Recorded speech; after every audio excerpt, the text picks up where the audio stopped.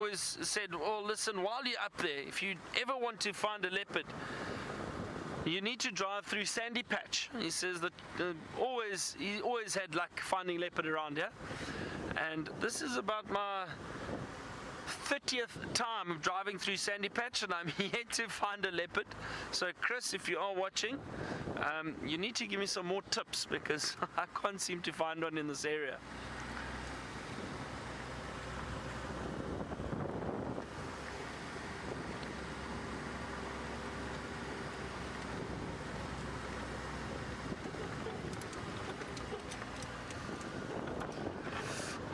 I'm going to carry on looking around here. Hopefully we find something soon. Let's head back to James and see if he's found anything, or if he's getting the bird calls right.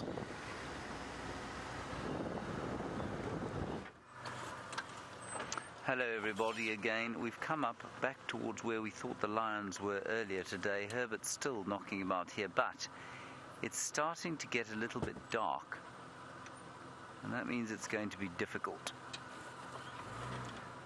There is a vulture up there, and I'm just wondering if he isn't standing perhaps above the lions.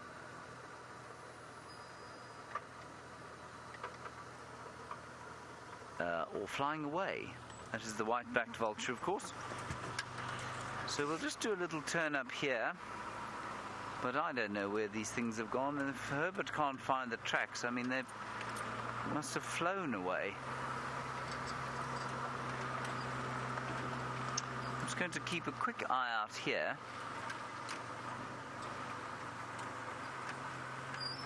No.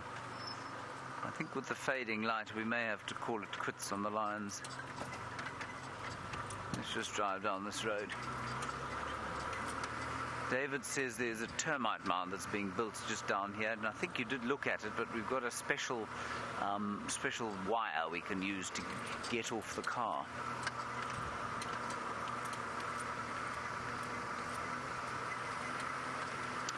Now, Gracie, aged 9, you've asked a very good question, which I shall answer while we look at that bird that's sitting in the tree over there. Can you see it, David?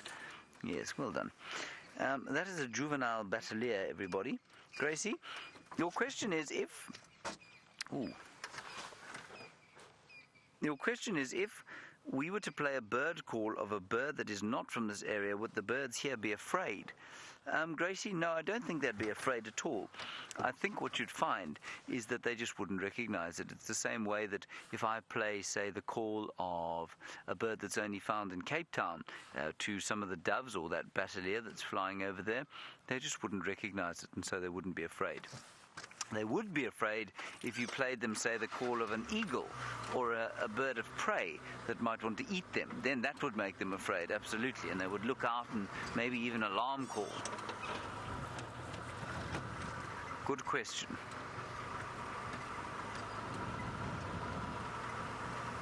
It's got very dark all of a sudden, and it's not because the sun has set.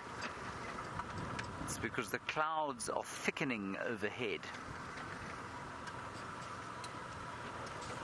We had almost no rain last night. There was just a sort of slightly irritating drizzle. I might actually have to turn the lights on.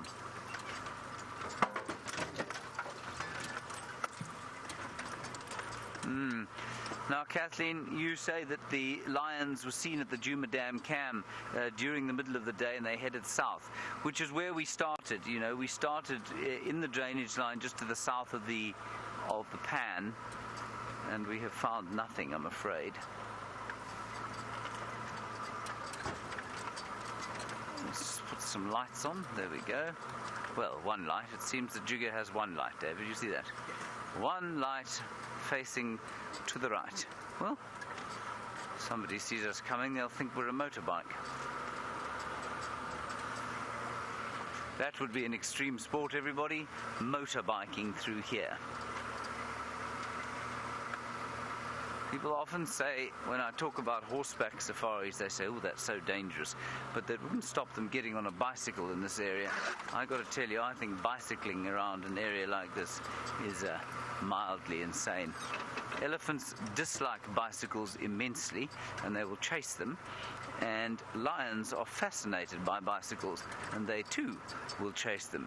And you have to have the presence of mind. If you're on a bicycle in an area like this, you have to have the presence of mind to get off the bike if you see lions and stand. Which, of course, your immediate reaction if you're on a bicycle is to ride as fast as you can away. Because unless you're able to ride at roughly 45 miles an hour through some soft sand, you're going to struggle to escape.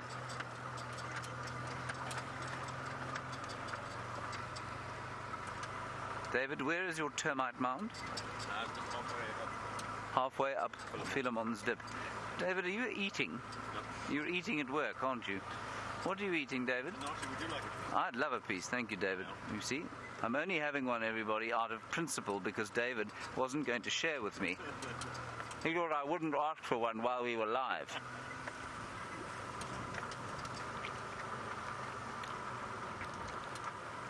Hello, Paul. Excuse me while I finish my piece of nachi. A nachi, everybody, I think is a clementine in English. This is a good clementine, David. It's very sweet. But of course, it's not very good for us, but anyway. Paul, you're wondering if we do any other work on the reserve when we go back from drive. No, we don't do any reserve work. We do other work. We do a bit of video editing. The directors have got lots of bits and pieces that they have to do. I sometimes write the odd script for our roll-ins for TV, which are our clips for TV.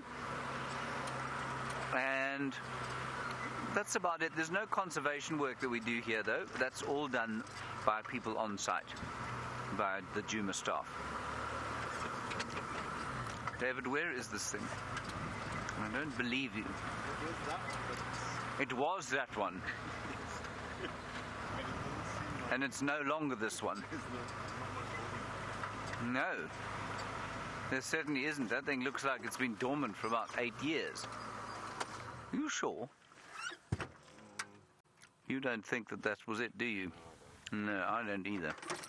Sorry about that, everybody. No lions and no termites. Gosh.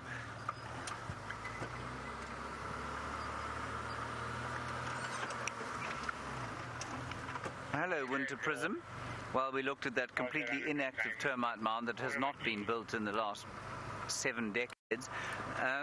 You want to know how long it takes them to make a mound that size?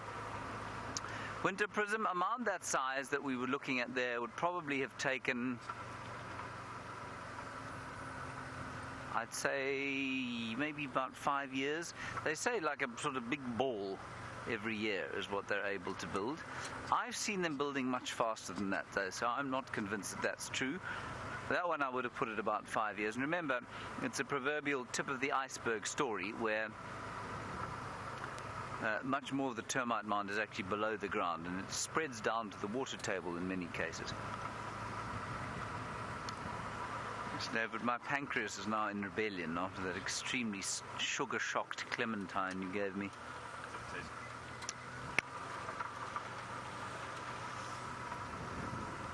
Must apologize for eating, everybody, but you know, one must teach these cameramen that they cannot sit there and scoff their faces off while we're live in the hopes that we won't try and share their meals. Despicable behavior.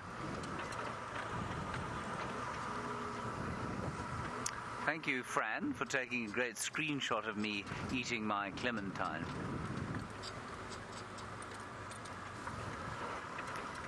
We're going to go straight back towards the Djuma Pan now and see if we can't find some sign of those lions. It's got cool now, they might get up and move. I think a little drive along to where those buffalo and zebra were earlier is probably also a good idea. Anyway, while we do that, let us update ourselves with Byron's latest piece of astounding vocabulary.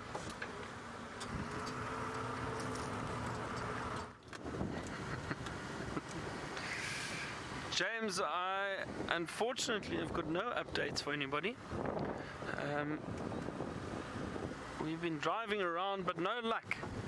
Looks like James and I are struggling a little bit this afternoon. As I said, it's good. It keeps us humble. It makes us remember that this is a wild area and we cannot guarantee anything.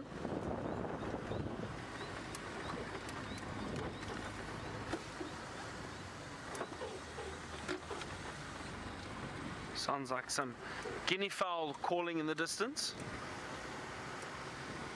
The bird that sounds like a bicycle pump almost, a squeaky bicycle pump. Something like that.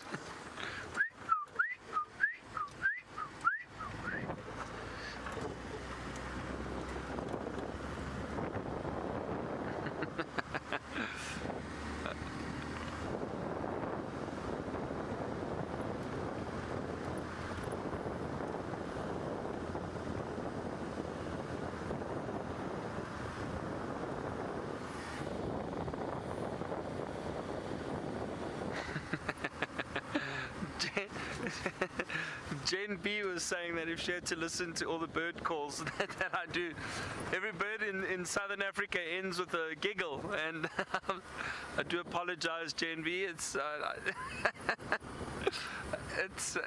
I think because I after the call I realized how ridiculous I sound, so I think that's why I just end up giggling.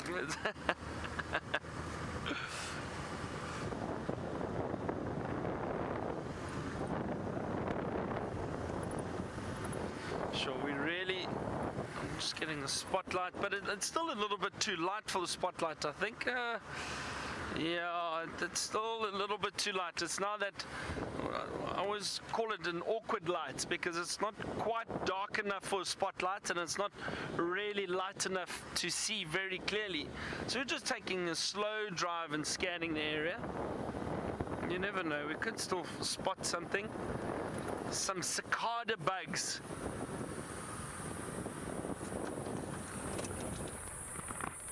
Can you hear that, everyone? Can you hear these cicada bugs?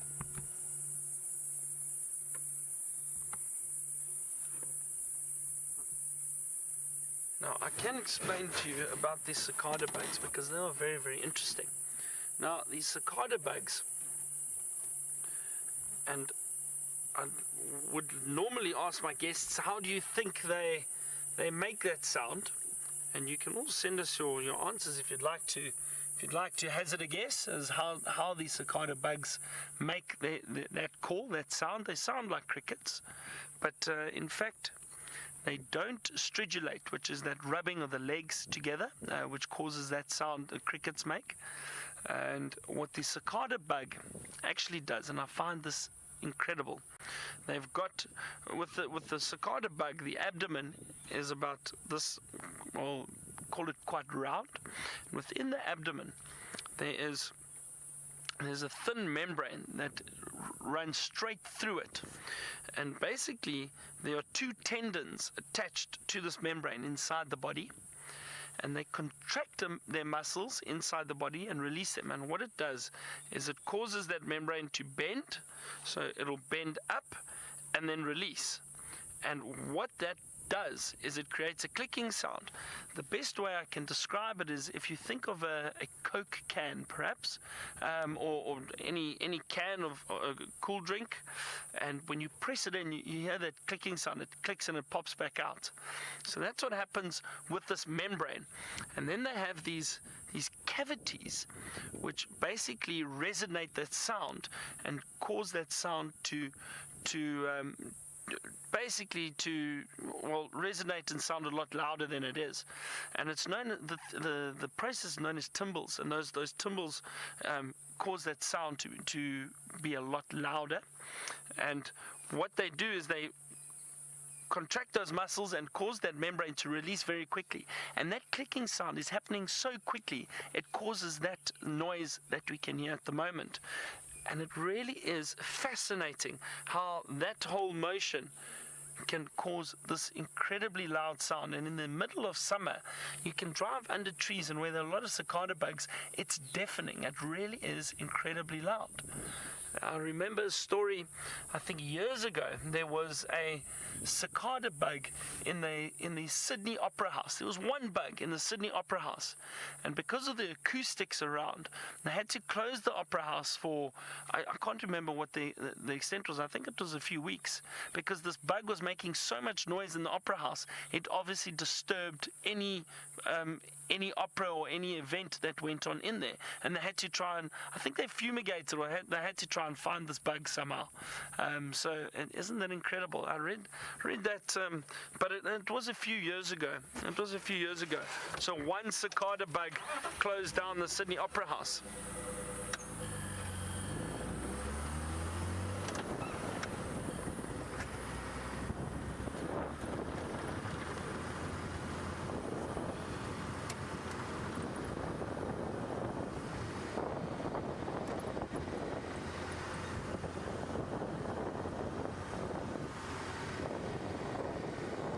Almost time for the spotlight. Hey Brian, what do you think?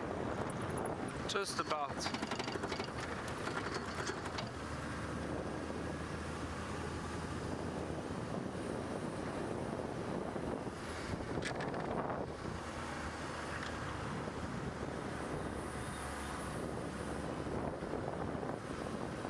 See, so now we'll start scanning for little owls, perhaps, little chameleons, scorpions.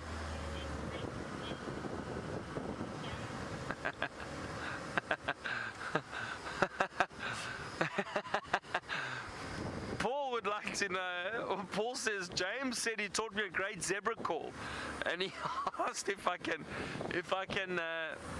make that call, or the sound a zebra makes. Zebra, Paul, yeah, you really put me on the spot here, didn't you? So the zebra sound like no, that's not it.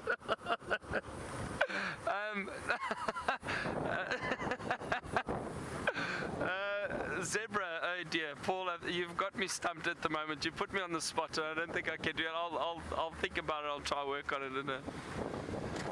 No, actually I can't. You're gonna have to ask James, because James taught me so well. You can ask him, and he'll do it for you. Oh dear.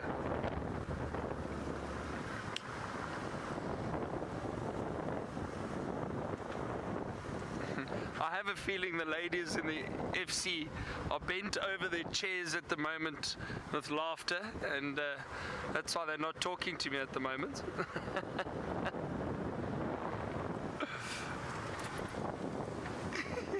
Yeah, exactly. That's what's happened, everyone. So the girls are laughing at my expense. Oh dear.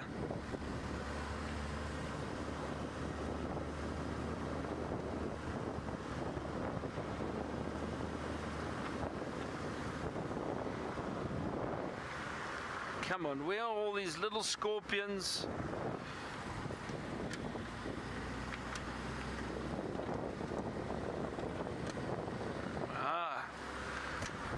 So Kristen from North Carolina would like to know, what are some of the rules that we give to our guests when they come on a safari?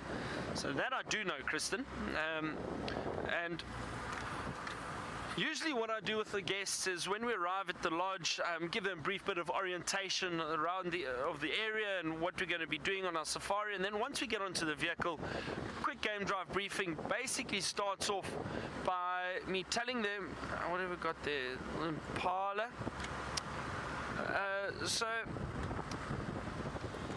what we do is, I'll say to them, please keep the arms and legs in the vehicle at all times during the game drive, and also try and avoid touching any branches. While we're driving, you will come across branches that overhang into the road.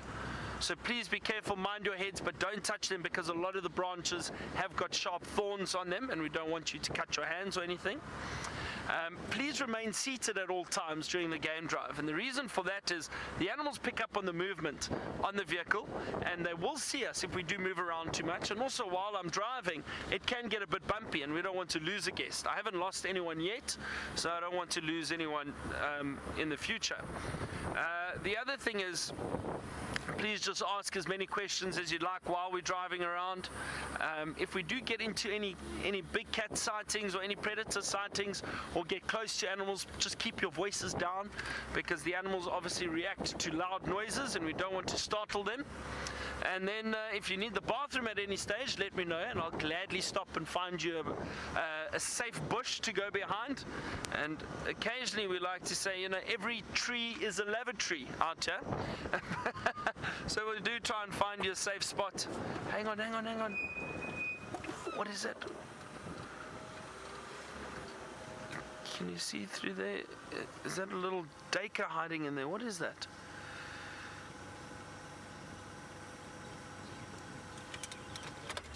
It is a little duiker. Oh, shame. It's a little duiker just lying down. Just caught a glimpse of an eye. I don't want to shine on the spotlight on him too long, but he's lying down. I just saw these little two eyes. I thought it might be something small, almost like a genet or something, but it's a little duiker that's lying in the scrub. And Kristen, that's about it. And then, I always remind my guests, we out here to have fun and enjoy it, so let's do that. And we'll hopefully find as many of the animals as we possibly can that they'd like to see. But those are generally the rules. And then just don't get out the vehicle unless I say it's okay. But basically the main thing is keep your arms and legs in the vehicle, don't stand, and those are usually the most important rules. And don't get off the vehicle unless I say it's okay.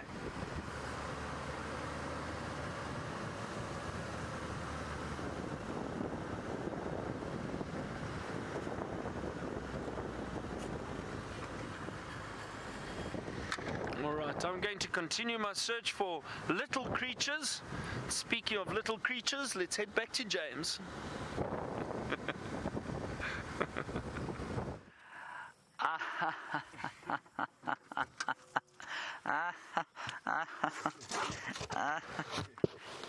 Excuse me, everybody. I'm just lolling and ruffling at Byron's hilarious joke. I'll tell you what his next two will be. His next two will be something about my lack of hair, and then it will be something about how old I am. Those are vultures, and that's why I stopped here, because vultures often signify that there is some sort of predator around. Indeed, if you were to ask Graham Wallington, he would tell you if you saw a vulture, you knew there was a lion there. That was our joke in the Mara. It's not true. But I'm just wondering why they've landed here. Now, we've come onto this road. I drove to exactly where they were yesterday, saw no sign. But what we did see was a giant knobthorn tree that had been pushed over. And I wonder if a lion and an elephant didn't come into that area to drink from that pan and chase the lions off sometime during the course of the day. That's what I think's happened.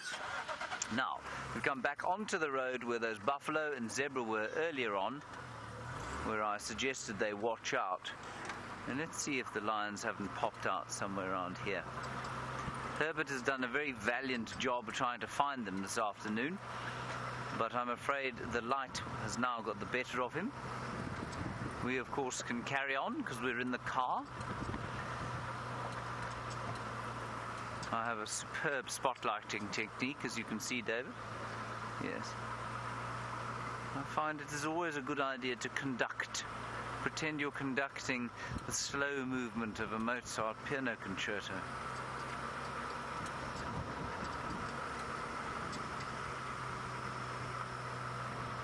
You see, David, you paint the bush. Yes, that is the most effective way. Yes. Now, there's some impala up ahead. They don't look terrified at all. There is, however, the slight smell of offal in the air. Now, I don't know if you know what I mean, everybody, but the insides of an animal that's just been killed, very macabre, I'm sorry, smells very distinctive. And I just got a whiff of that. The wind is coming from over there.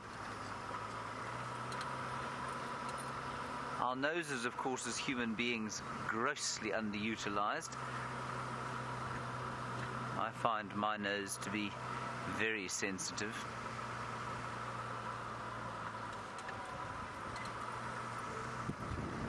I wanted to make a joke about Byron there, but I decided not to after I mentioned my sensitive nose. It wouldn't be fair. Byron has very good hygiene.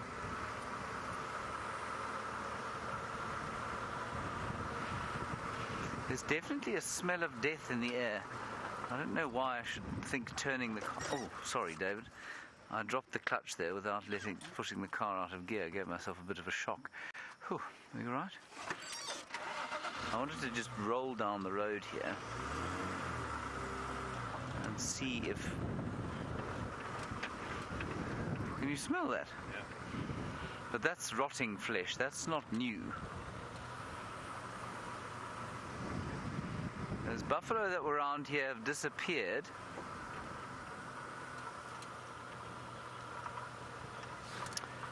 Deb, good question. You say are all 3 kills completely gone? Certainly the baby buffalo from yesterday was. The buffalo from that earlier yesterday, I don't know. I never saw where it was. But it's certainly been abandoned. In fact, it has. I don't think it's finished completely. Herbert went there earlier. That's where he started his search today, and I don't think it is completely finished, no.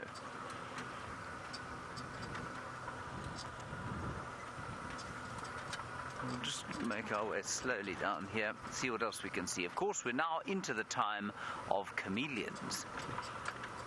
Have you seen a chameleon yet this year, David? I haven't. Not this year, this season, I mean. No. Good, okay. So that would be a first for both of us. We haven't seen any. Goodness, imagine we were to see the first one, David. We would be hailed as heroes when we got back to camp. People would fling money at us and offer us favors. Such would at least, so would our stock go up in the camp. At the moment, however, I don't see any chameleons, David. All I hear is one lonely Birchall starling making his final call before he goes into his comfortable little tree-hole cavity nest. But I've no doubt his family is cooking him a very fine meal of roasted termites, not from the mound that you took me to, which of course has been dormant for more than a century.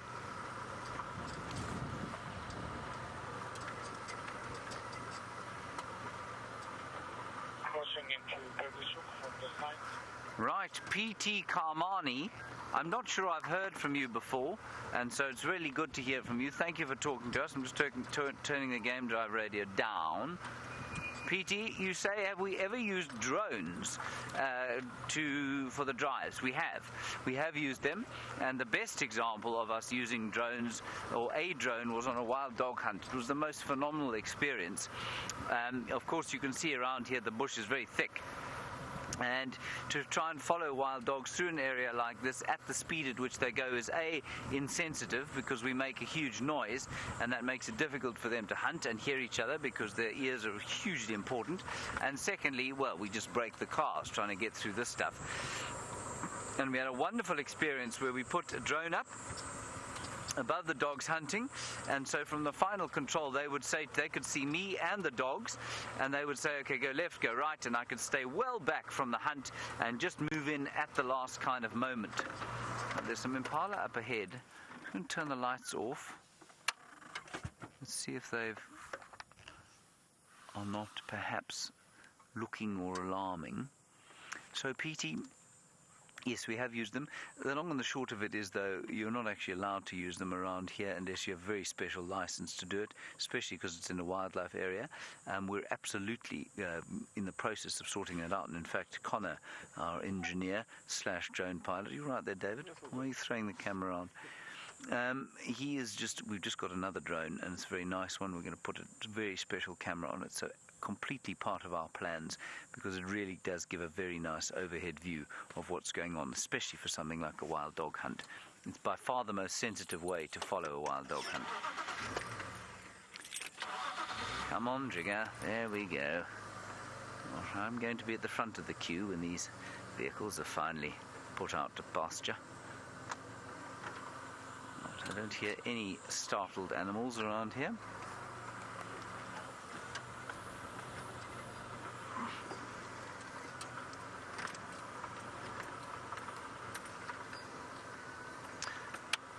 Hello, Aaron, not from New Zealand. We have an Aaron in New Zealand who's a regular commentator. You are apparently a new Aaron, which is very good. I don't know if you're newer or older than the other one, but for us you're new. And you say, are the vehicles especially equipped so that when we go over the ripples or corrugations in the road, it makes the picture look smooth?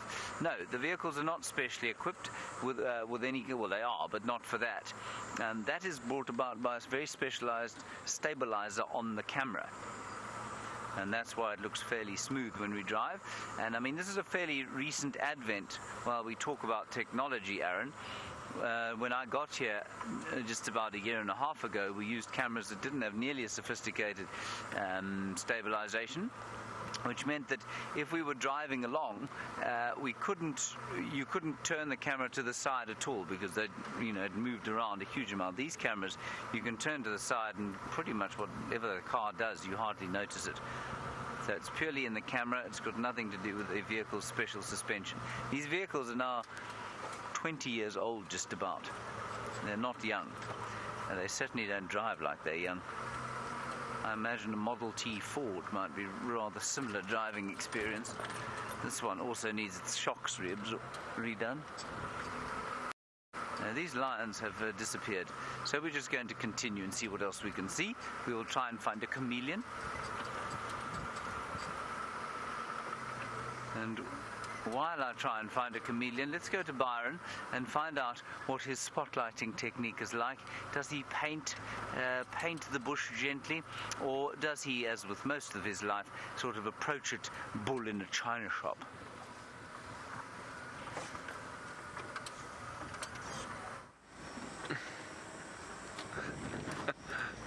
I'm a very gentle spotlighter, James.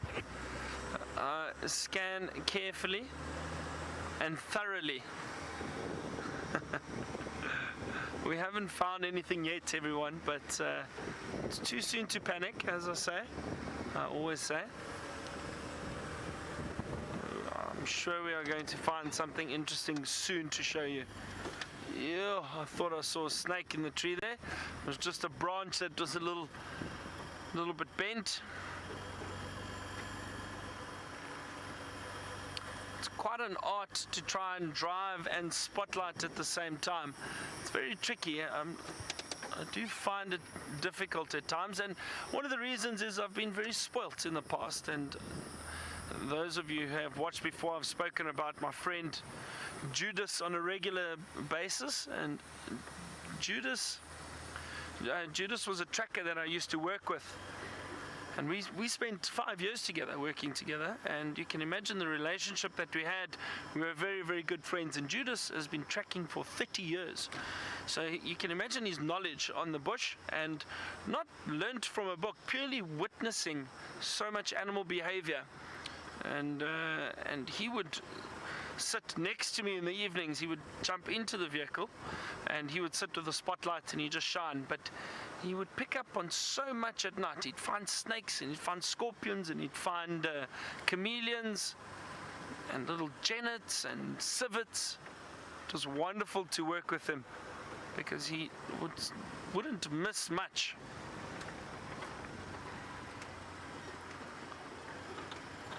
He just knew. He had a sixth sense almost on where to look.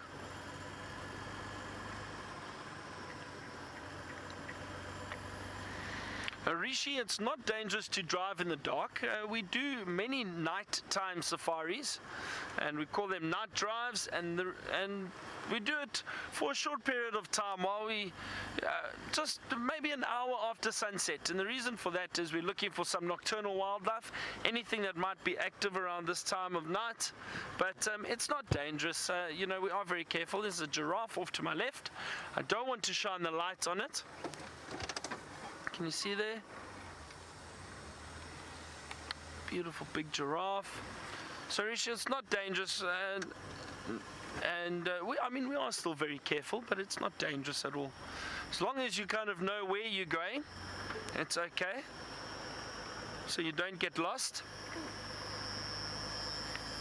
But I do think it helps to be experienced when you are driving around the bush, not just at night, but during the day especially.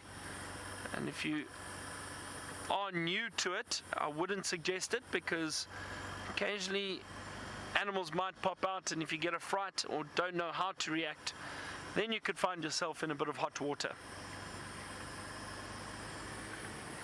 But the guides and that work in these game reserves are all quite well qualified, and they generally know what to do in situations. If maybe you bump into an elephant or something along the road at night, just how to avoid any situation.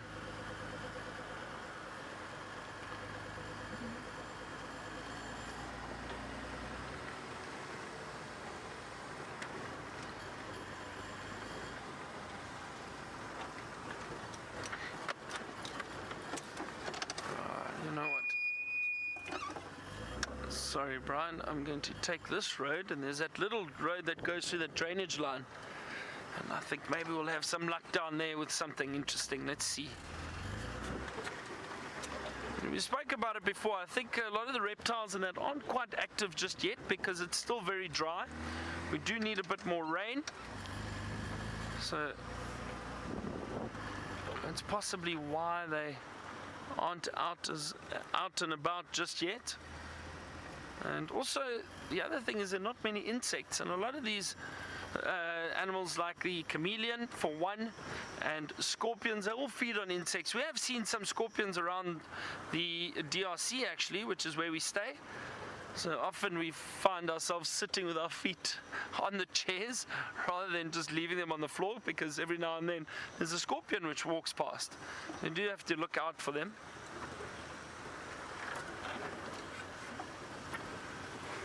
Okay.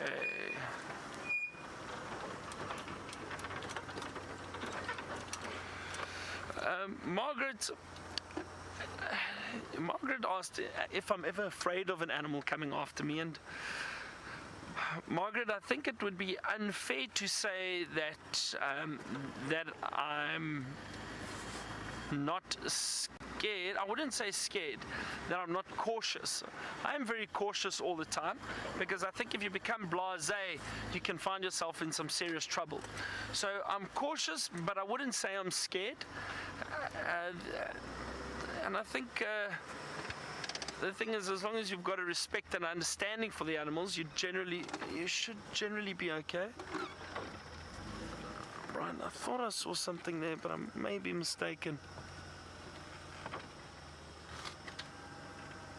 No, I think it's my imagination.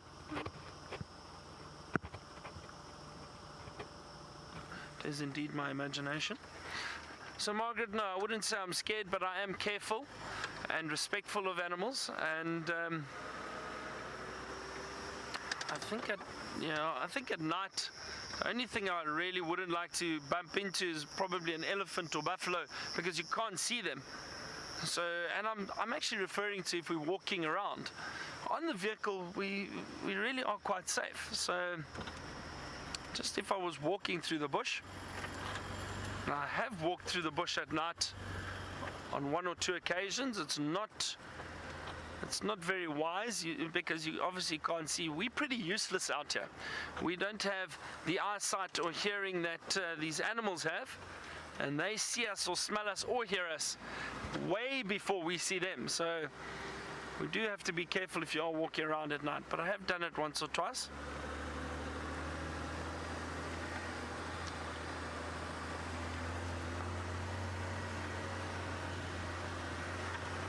So there's a big race to see who can find the first chameleon of the season. Nothing on my side just yet. Let's head back to James, old boy, and see what he has. That's two of them, everybody. Two of those jokes I told you about. The old joke and the small joke. Soon we will have the bald joke. Now, we I'm afraid have failed to find the chameleon so far. We're going to Buffelshoek Dam to see if there isn't something that is pitched up there. At the moment, not a great deal going on. Many impala with their eyes shining. Byron says that calling me old boy wasn't a joke, it was a term of endearment. Piffle to that, I say.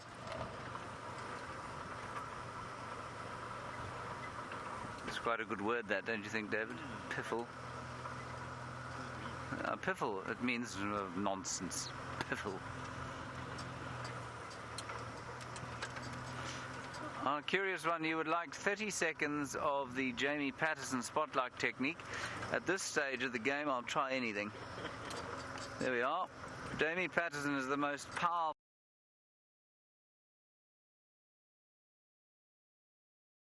for the whole drive. How that is, given that she has the narrowest shoulders in the Sabi sand, I'm not sure, but surely she does manage it. Because I'm not sure that I could do this for much more than 30 seconds. I'm already getting a deep burn in my shoulder, David. Oh, I might have to swap hands. There we are. Does she swap hands? She just holds the one up. Must come from her days as a ballerina.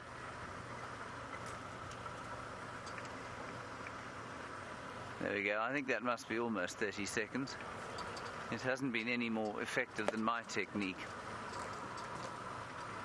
There must be something here. Come on. Janet. Aardvark.